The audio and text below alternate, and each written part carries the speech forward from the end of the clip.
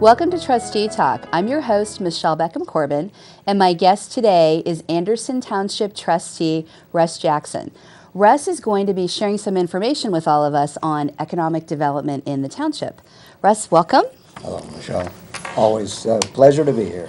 Well, I'm glad to see you. I always love your stories as well as you sharing, what is actually going on in the here and now. Stories. They are factual. Well, no, your stories of the past, though. Oh, That's what I get yes, a real treat. Institutional memory, I guess we'll call it. There you go. There you go.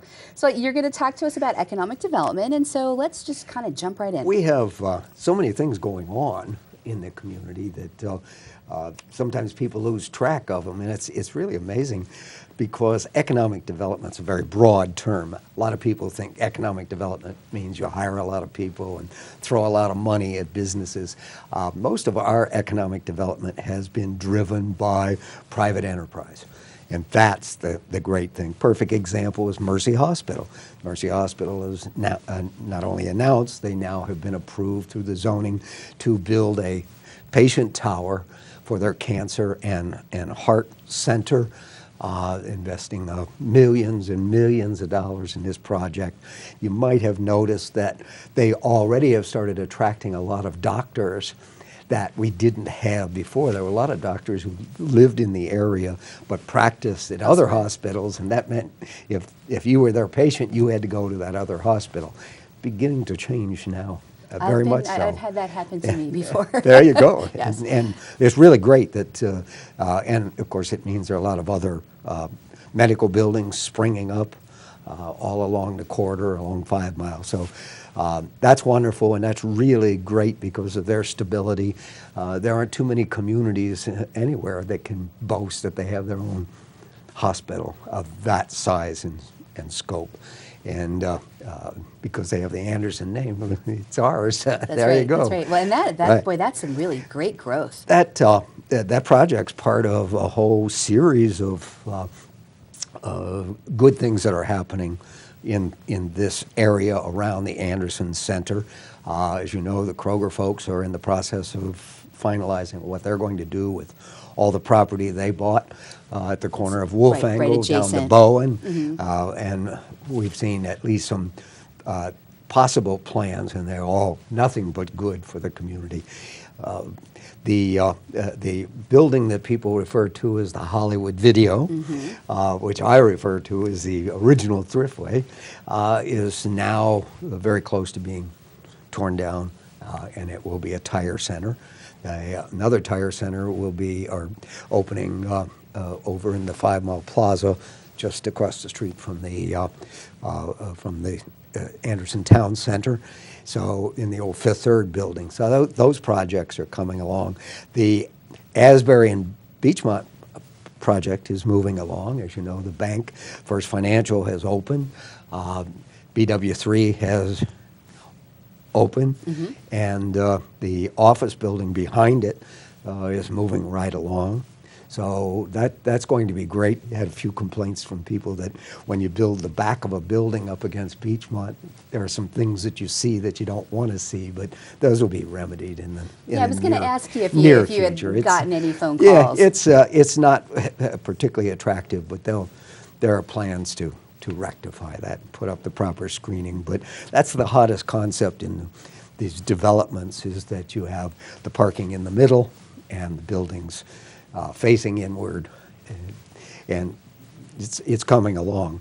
The continuous flow intersection project at 5 Mile and Beachmont is on target. We've entered into agreement with the property owners on the east side.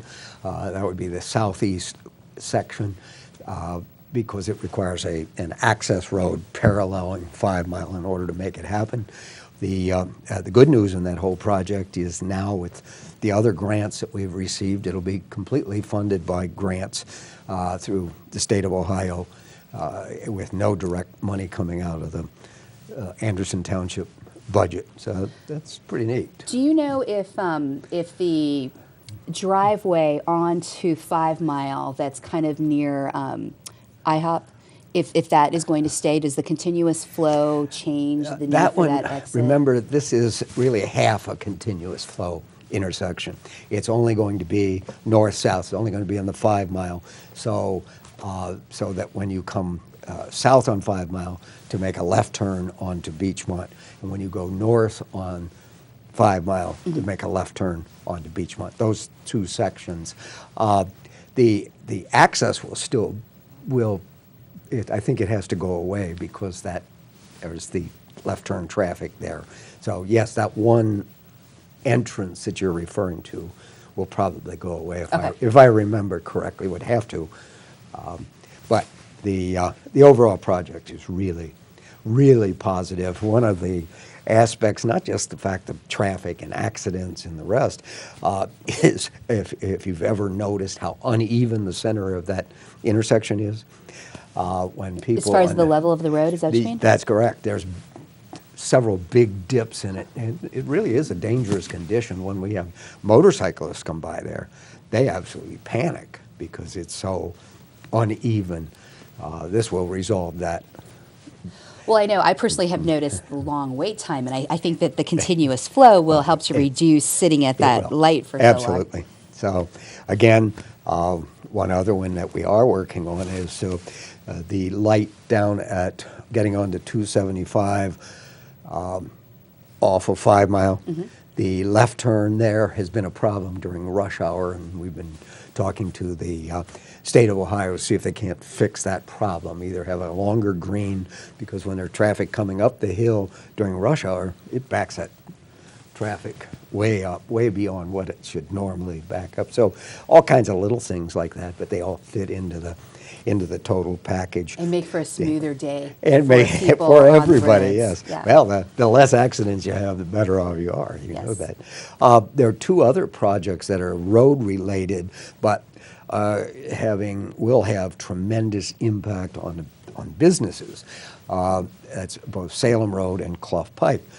Salem Road project last night, they had an open house here at the Anderson Center to discuss with all the neighbors. And once they had a couple areas that they had to go revisit and actually try to not be part of the project.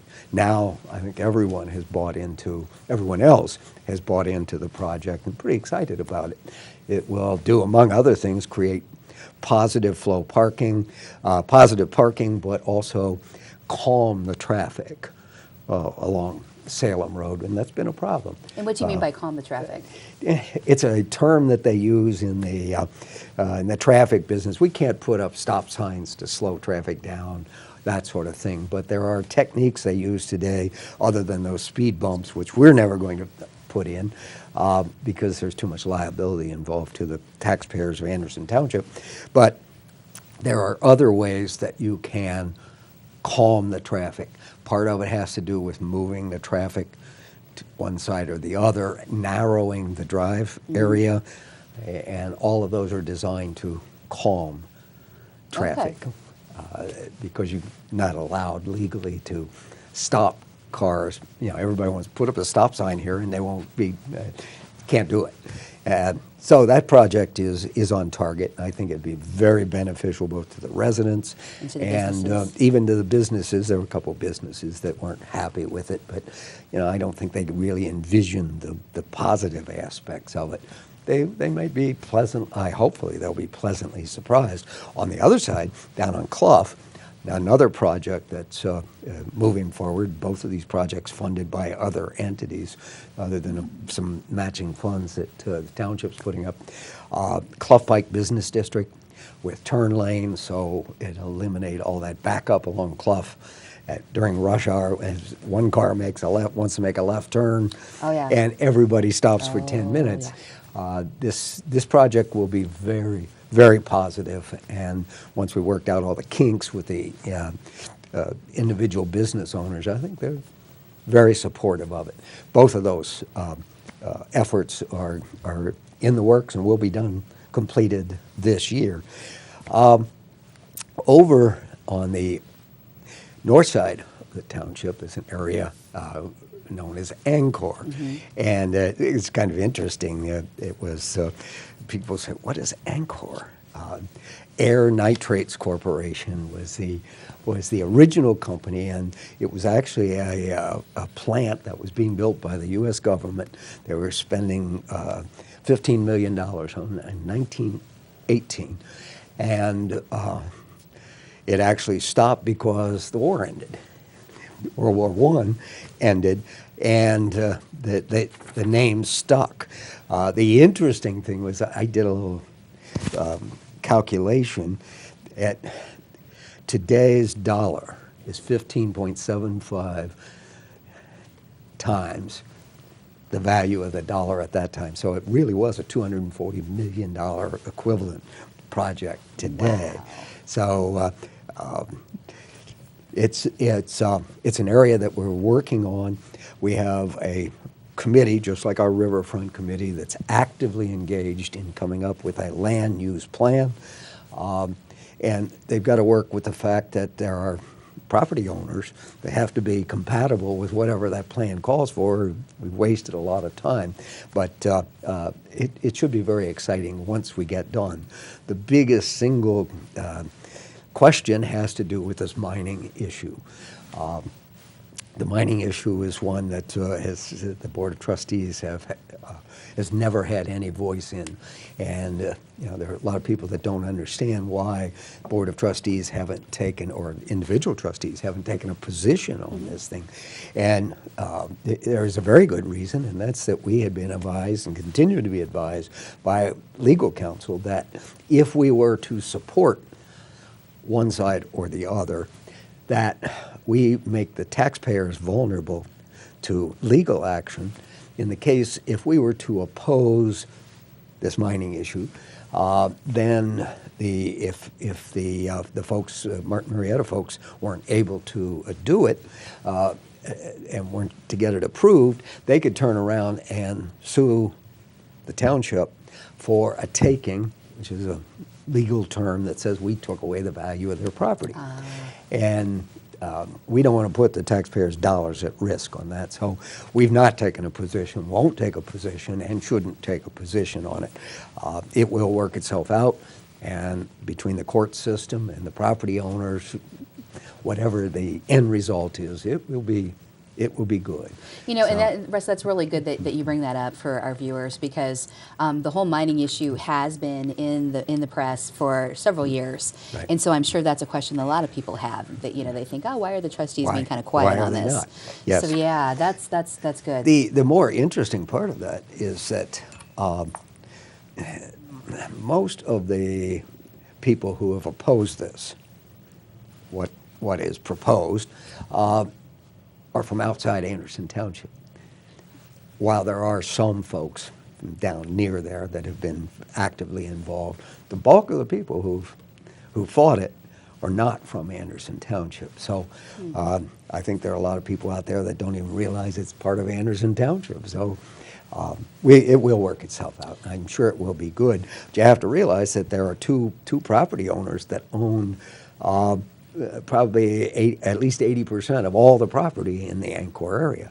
Two property owners, Martin Marietta and Evans Landscaping. So it will be interesting, and whatever happens from the plan has to be compatible with what they want to do, or there've been a lot of time and effort wasted. But I think it'll be nothing but good ultimately. Right, and you were sharing a little bit of the story of the history of Angkor, and I happened to actually read my Anderson newsletter, and they did a fabulous job. So I wanted to tell the viewers that if you want to know more, you can check that out. And I just loved even looking at the pictures from the 1920s. That was interesting, and that was contributed by the folks from the Historical Society. Both the pictures and I think Nancy Haywood actually wrote that article. It's really very interesting.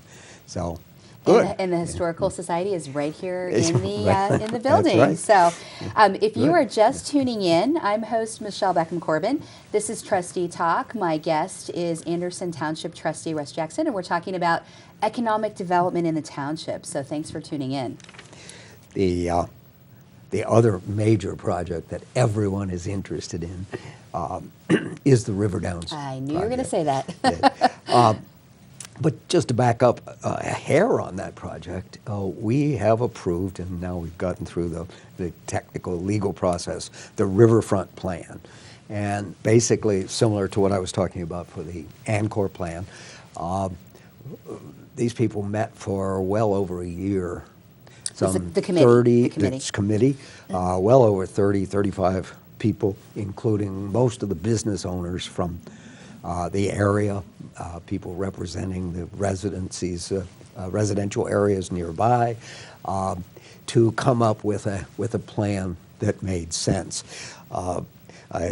You might have read an op-ed story recently in the Forest Hills Journal that would lead you to believe that there is no plan in place. This is a pretty intense plan as to what the use of that property would ultimately be.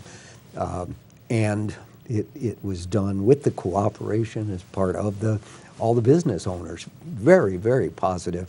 In fact, I was amazed how much everyone was on the same page through it. I served on the committee too because I wanted to be a very active part of it. And it was amazing how much everyone thought the same way regarding this project. River Downs will be making an official announcement in the next 6 weeks or so regarding their ultimate plans, but they have just this Racino plan that they have will be very well received by our residents. You know, we've had River Downs been there since 1925. They have been a wonderful corporate partner in our community, and we have minimal problems in terms of fire and police and the rest, and we expect it to even be better. The basic plans that these folks have already talked about, the fact that the track will become a 1-mile track, which might not mean much to you, but it means a whole lot to people in the industry because this attracts a whole higher level of racehorses and higher purses. So it's a shorter track right now, is that? It's a shorter track right now. But they also are going to move the track to the east a bit so that they can build a new Racino, and hopefully they have plans to build a hotel around the Racino on the western side, right next to Riverbend Music Center. If you haven't driven down there lately, you know, they tore down the old grandstand. And they will be building a new state-of-the-art grandstand as the next step, and they will be building it slightly further east than the current one. It was really interesting while they were in the process of tearing it down that they realized, and the general manager is the one who I think caught it, there were actually 3 cupolas on the top of the old grandstand, 2 smaller ones and one larger one. The larger one was as big as the winner's circle. It's that big. When you take it down, you know, it doesn't look so big when it's up there, but when you put it down, it's like, oh my goodness. I think they're trying to work on some plans where they could incorporate those 2 smaller ones into the scoreboard in the center of the track. So to keep some of that history. that whole idea of River Downs. But they're going to be building a parking garage underneath. Oh, wow. And the reason for that, it will elevate the building itself above the floodplain. That's always been a major problem. Yes. So the actual entrance, if you pull up at the corner by Riverbend, will be one where you actually would go up and either go into the garage or the valet parking or whatever. Kind of neat. The overall building won't be any higher, but they have designed the Racino itself so that it relates to the track. Remember, the whole idea here of having these Racinos is to be able to enhance and protect and save the racehorsing industry in the state of Ohio. That's what started this whole thing. Not casino gambling, but something that's an adjunct to horse racing.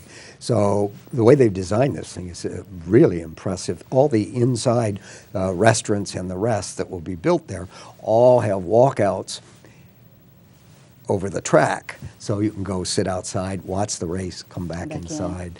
And it's pretty neat. Then they've designed it so then they can add the hotel. I think that's going to be a critical piece. I mean, having that hotel there, I think you'll really absolutely. be able to attract so many more people from outside. Well, I think one of the real benefits is, you're absolutely right, and that part of it has to do with Riverbend. When Riverbend has a major concert, they have people coming here from, 6 or traveling. 7 states, or those that travel around with some of these concerts. And at the moment, there's nothing to accommodate them, but Right. having it right there, nothing but a plus. Then that would ease the parking issue when you have to pick up your teenager from a concert and you can't get out. That's because exactly right. The hotel Yeah. folks would not need a car there. It really is a very positive plan, and these folks have. I've been definitely impressed by what they do and how they have done it. They own Belterra, and they've had very great success with Belterra, and so this is really very positive. They, in fact, recently bought a second racetrack. They were so impressed by the idea, major racetrack down in Louisiana. So it would appear that they intend to get very actively involved in the more of the racetrack business. But it's certainly good for our community. How does it fit in terms of dollars? What's interesting is these things were, as I said in the very beginning, were all driven by private industry. This is not something where we township threw a lot of dollars at them and attracted them here, and if we didn't throw the money, they'd go somewhere else. It's not true at all. They see things in this community. I had an opportunity to meet with the president of the parent company a number of months ago, and he was inquiring as to other opportunities that they could develop on that site, whether it was a movie theater, which kind of got my attention, or a bowling alley, because this upscale bowling alleys have become quite popular now. So they really want to be very good. We are working together on a plan, and that's really important. It ties very much into the riverfront plan and the evolution of what goes there, because we are controlled by property taxes. Right. Now that the state took away all the other money, which shouldn't have been there to begin with, but now we are reliant on property taxes. We don't have a payroll tax, and aren't permitted by the state of Ohio, which is a good thing to have one.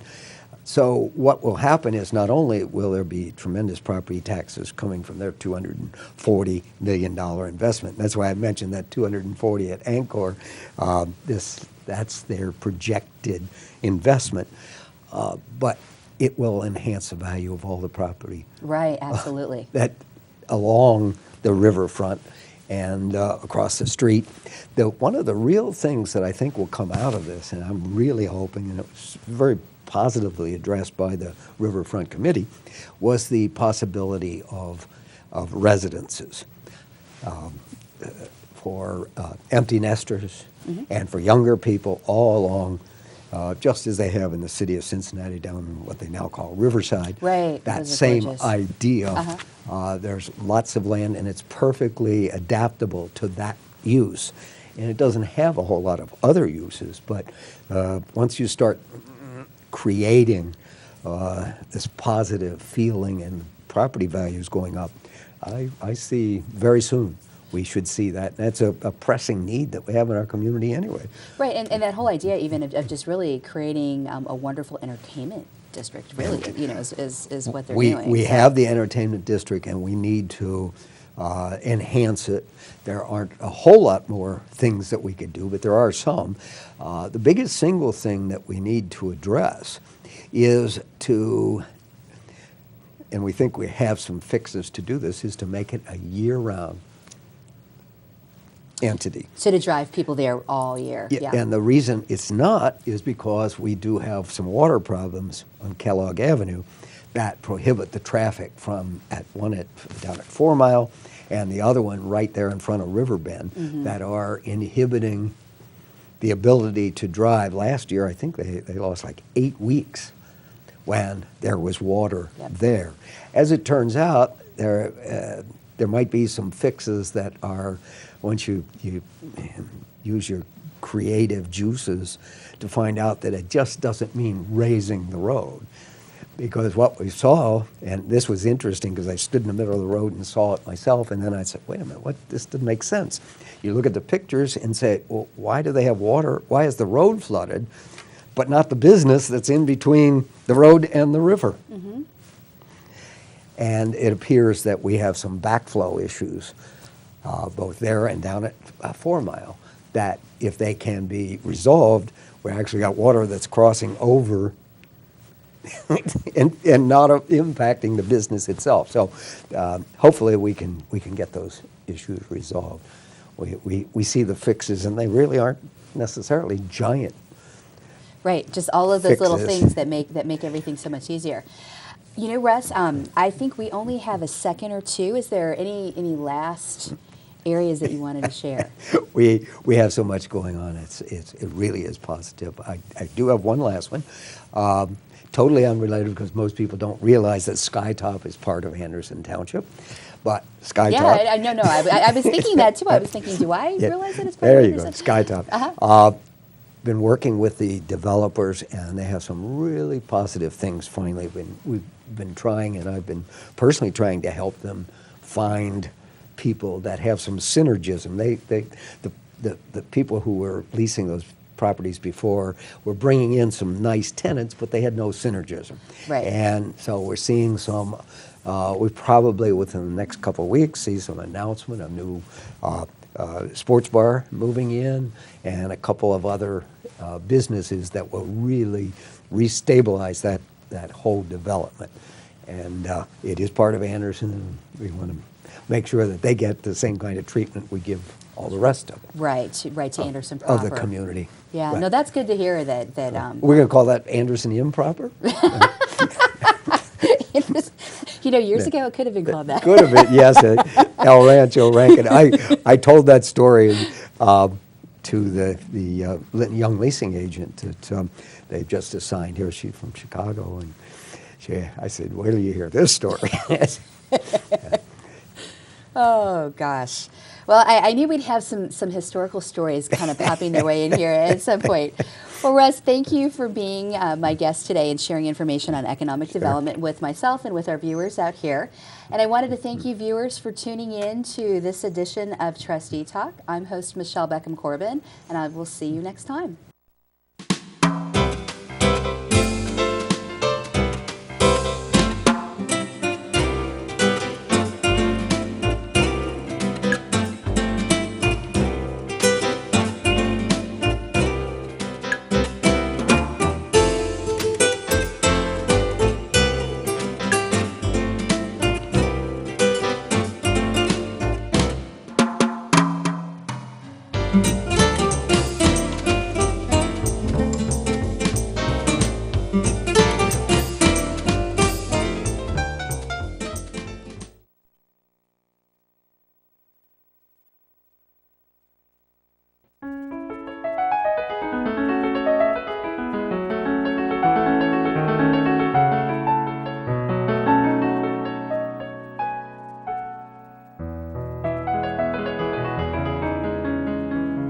Welcome to Trustee Talk. I'm your host, Michelle Beckham Corbin, and my guest today is Anderson Township Trustee Russ Jackson. Russ is going to be sharing some information with all of us on economic development in the township. Russ, welcome. Hello, Michelle. Always a pleasure to be here. Well, I'm glad to see you. I always love your stories, as well as you sharing, what is actually going on in the here and now. Stories. They are factual. Well, your stories of the past, though. Oh, That's what I get yes, a real treat. Institutional memory, I guess we'll call it. There you go. There you go. So you're going to talk to us about economic development, and so let's just kind of jump right in. We have so many things going on in the community that sometimes people lose track of them, and it's really amazing because economic development's a very broad term. A lot of people think economic development means you hire a lot of people and throw a lot of money at businesses. Most of our economic development has been driven by private enterprise. And that's the great thing. Perfect example is Mercy Hospital. Mercy Hospital is now, not only announced, they now have been approved through the zoning to build